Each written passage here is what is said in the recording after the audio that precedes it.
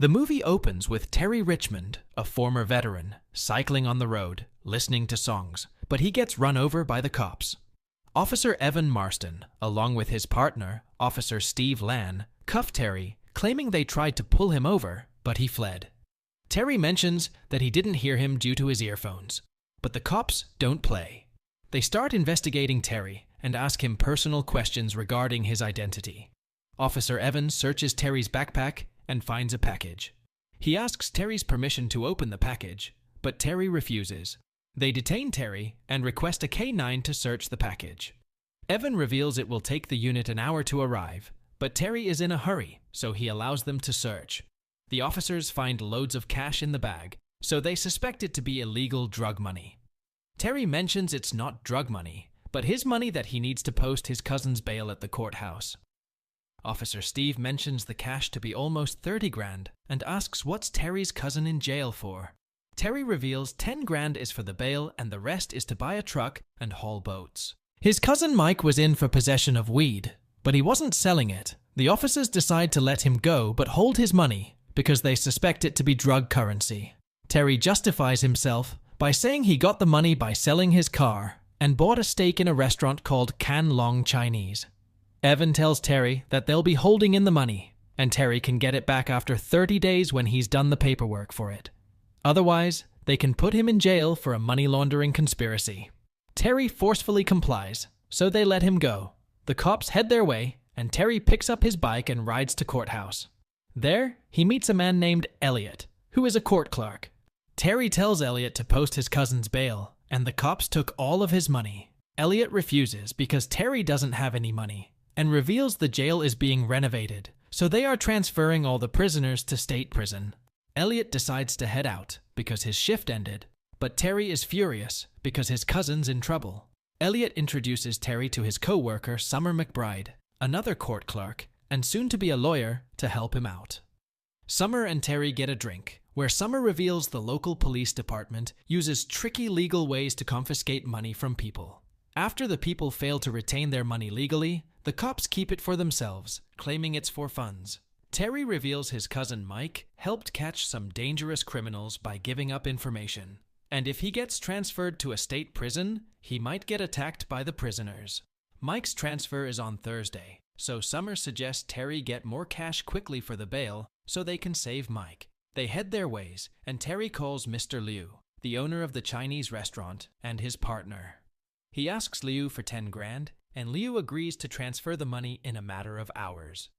At night, Terry locates the police department of the cops that detained him, and the next day decides to pay them a visit. He reports a robbery to Officer Jessica Sims and describes the robbers exactly like Officer Evan and Steve. Meanwhile, Officer Steve walks in and stops the report, claiming Terry is entering a false crime. The chief of the department, Chief Sandy Byrne, intervenes. Chief Sandy stands up for his men and tells Terry to leave, but Terry offers him to keep his money and just return the bail money. Sandy gets greedy and agrees. Terry wishes to meet his cousin before the transfer, so Sandy tells him to arrive at 9 a.m. on Thursday. On Thursday, Terry arrives at the police department, but the prisoner's bus has been departed because Sandy pushed up their schedule on purpose. Terry quickly rides up to the bus and tells his cousin to ask for protective custody as soon as he reaches the prison. Terry now visits Summer for her help, so she meets him in the back and informs him that she found some dirt on the cops and they can bust them. She reveals that the courthouse judge is also involved in it. As for Mike's bail, Terry needs to bring the money to Elliot's desk as soon as possible. Terry now arrives at the police department again and confronts the chief. He threatens the chief and tells him to comply, but Officer Steve intervenes and things get messy. Terry disarms both of them and takes them inside. He cuffs them with Officer Sims's cuffs and takes her to the property room, where he finds dozens of armory and money. He takes his money and takes only 10 grand, honoring his original deal and leaving the rest for the boys in blue. He empties Jessica's gun and tells her to pretend to cuff him and drive him away smoothly, so the ranchers outside don't shoot him. She takes Steve's car, drops him to a secure location, and puts out a police alert for Terry. Terry rushes back to the courthouse and brings the money to Elliot's desk. Summer goes to get the judge's sign on the bail, but by then, the cops swarm the courthouse and arrest Terry.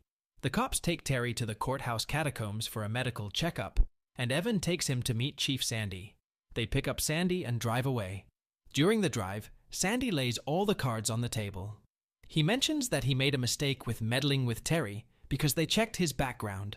They stop at a hospital where Sandy hands Terry his remaining cash, stating he remains quiet and pretends this never happened. Otherwise, they can arrest him for 30 years for attacking them. Sandy reveals Mike got attacked in the prison and is being flown towards this hospital.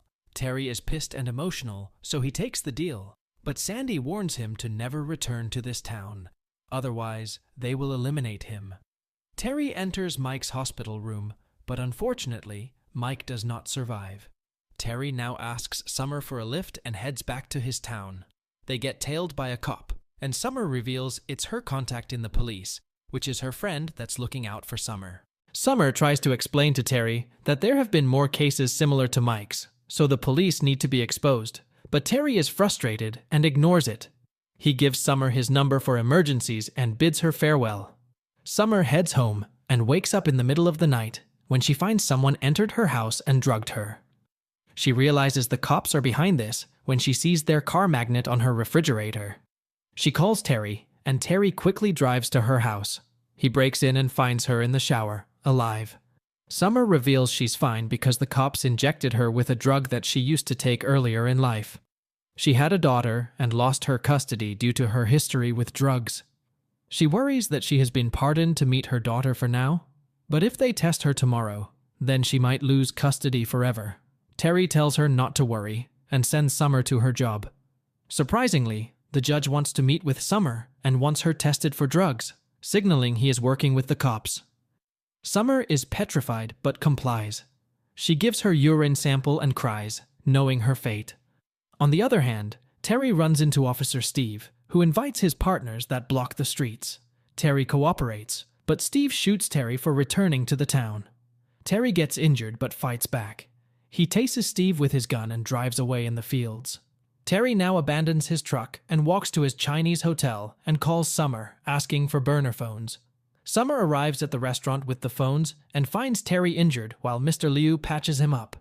Terry and Summer plan to find evidence on the cops so they can bring them in. They turn incognito and break into the judge's house. They question the judge about the corruption of the cops, so he reveals that he's been working with Sandy for quite some time. Sandy's department was out of funds, so he brought in his own funds by illegally searching and processing the procedures through court, where the defendant had to fight for their money, but they'd lose every time. The judge had been on this because he was getting money too, and the state made it legal because parts of the money would go to government funding. The cops would make traffic stops, which would get rough just like Terry's in the beginning of the film. These searches were being recorded in the dash cams of the cops and could prove to be evidence to expose the cops. Terry and Summer decide to steal these footages, which are in the catacombs of the courthouse. They enter the courthouse and find that the cops are ahead of them. They light up a fire to blow up the evidence room, but Summer stops the fire. They quickly steal the memory cards and ignite the fire again to avoid suspicion. Terry heads out to the car and waits for Summer as she goes to retrieve her urine sample. Unfortunately, she gets caught by the officers. Terry waits for Summer outside and notices the cops kidnapping her. He follows them to a shady place where they split up and leave. One cop stays behind, so Terry drives into the cop's car. He chokes the cop and then handcuffs him for questioning. Terry uses his radio and talks with Sandy. Sandy makes a trade deal to exchange Summer for the memory cards. Terry agrees, so Sandy tells him to meet at the Rebel Ridge by dawn. Sandy's men wait at Rebel Ridge till morning, but Terry doesn't show up. Meanwhile, Sandy gets a call from Terry, while Officer Evan assumes he has located Terry's vehicle. Terry tells Sandy there's no turning back. On the other hand, Officer Evan finds out that Terry wasn't in the car. Rather, it's Officer McGill, taped to the car by Terry. Terry is at the police department, where he rips open the back wall of Sandy's department. Officer Jessica alerts the rest of the cops of Terry's location, so they head back. Back in the station, greedy Sandy quickly heads for the money, but Terry's loading weapons from the armory. He shoots Sandy with beanbag rounds instead of bullets. Jessica arrives, and Terry cooperates because Jessica is the friend Summer was referring to. Terry trusts Jessica with the memory cards and tells her to release them. He confiscates Sandy's arsenal, but Sandy's men arrive outside. Terry hands a loaded gun to Jessica to cover him and piles up Sandy's money to pour gasoline on it. Jessica turns on Terry and tells him she doesn't want any shooting, so she takes him outside. Officer Steve confronts Terry and stomps the memory cards. Steve reveals he knocked out Summer so they can shoot him now without any witnesses. Officer Evan sees the error in their ways and steps up to protect Terry. They all point guns at each other, but Sandy shoots Evan's leg and takes away his gun. Terry looks at Jessica, who lowers her gun, so Terry makes a run with Evan. He hides behind a car with Evan and throws smoke grenades at them. Evan instructs him to turn on the car's dash cams, and after 3 minutes, the recordings will go live. Terry takes out the cops one by one, but doesn't kill them. He comes across Steve and takes his revenge for shooting him. He enters Steve's car, where Summer is lying, and turns on the dash cams. He drives the car towards Evan and rescues him. He drives them away from the station, but Steve manages to hold onto the car. He tries to get in the back, but Summer pushes him off. On the road, Sandy and his men follow them along with Jessica. Jessica crashes Sandy's car to let Terry escape. Terry drives to the hospital, where they admit Summer and Evan in the emergency ward. Terry rips out the camera storage drive from the car and keeps it to himself for exposing Sandy, and the movie ends here. I hope you liked the story recap. Don't forget to like and subscribe to our channel. Thank you for watching and see you next time.